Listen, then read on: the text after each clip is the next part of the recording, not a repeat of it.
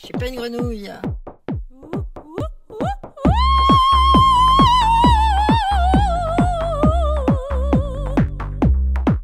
Je suis pas une grenouille.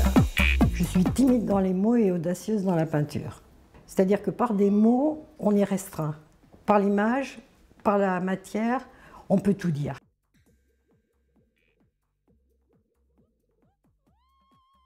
J'adore être malade, il n'y a aucune raison que je me guérisse.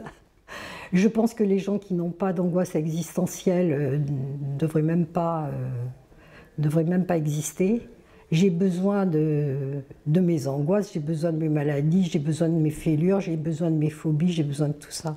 Je ne sais absolument pas regarder, je ne saurais dire comment quelqu'un que j'ai croisé ou avec qui j'ai passé la soirée est habillé. Je n'ai qu'une mémoire des sensations que j'ai pu percevoir chez l'autre ou de ses émotions. Je décode les gens à partir de ce que je ressens, jamais à partir de ce que je vois. Je n'ai aucune mémoire visuelle. Je ne fais que peindre des gens que j'imagine. J'ai pas beaucoup de soucis à imaginer des gens parce que je crois que j'ai le monde entier dans ma tête.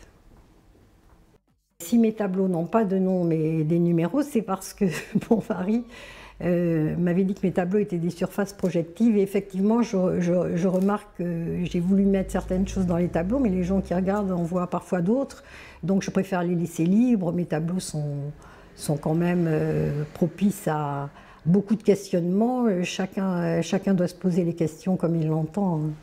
Je fais des tableaux pour qu'on aime les gens que je peins, parce que je raconte des vies, j'ai parfois l'impression d'être comme un romancier.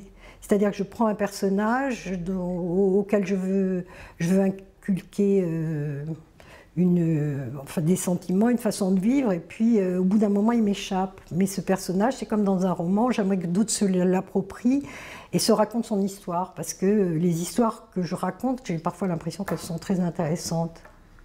Et je sais danser.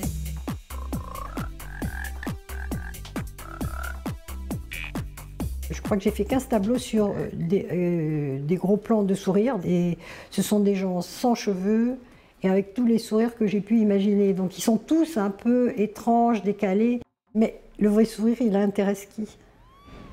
Je veux dire, ce qui est intéressant, c'est de montrer les gens un petit peu comme les côtés un peu faux, un peu forcés des gens.